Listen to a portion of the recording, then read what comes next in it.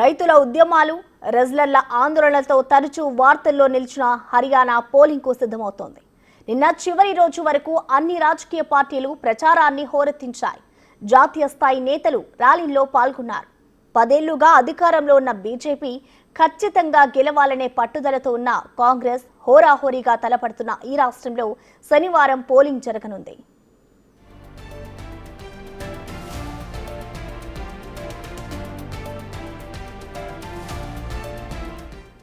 హర్యానాలోని మొత్తం 90 అసెంబ్లీ స్థానాలకు అక్టోబర్ 5న పోలింగ్ జరగనుంది.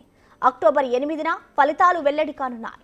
జమ్మూ కాశ్మీర్ తరహాలోనే హర్యానాలో కూడా అసెంబ్లీ ఎన్నికలు జరగాల్సి ఉంది.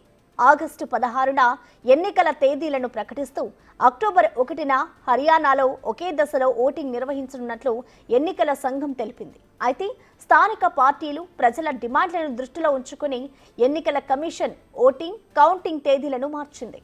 రాష్ట్రంలోని 90 స్థానాలకు అక్టోబర్ 1న కాకుండా అక్టోబర్ 5న పోలింగ్ జరుగుతోంది.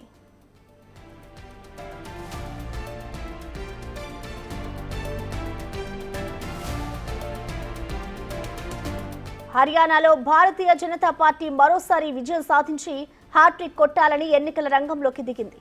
2 ఎన్నికల్లో అధికారానికి దూరంగా ఉన్న కాంగ్రెస్ తిరిగి అధికార పీఠం దక్కించుకునేందుకు విశ్వ ప్రయత్నాలు చేస్తోంది.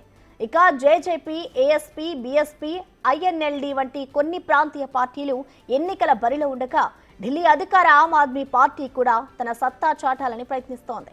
రాష్ట్రంలో బీజేపీ, కాంగ్రెస్ మధ్యనే ప్రధానంగా పోటీ ఉన్న వీటికి తిరుగుబాటు అభ్యర్థుల నుంచి తలనొప్పి ఎదురవుతోంది.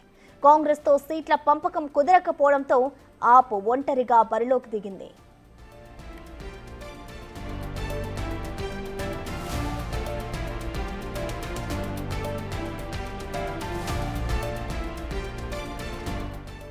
హర్యానాలో ఎన్నికల కోసం 20,629 పోలింగ్ బూత్లను ఎన్నికల సంఘం అధికారులు ఏర్పాటు చేశారు. ఈ ఎన్నికల్లో 1,031 మంది అభ్యర్థులు బరిలోకి ఉండగా అందులో 101 మంది మహిళలు.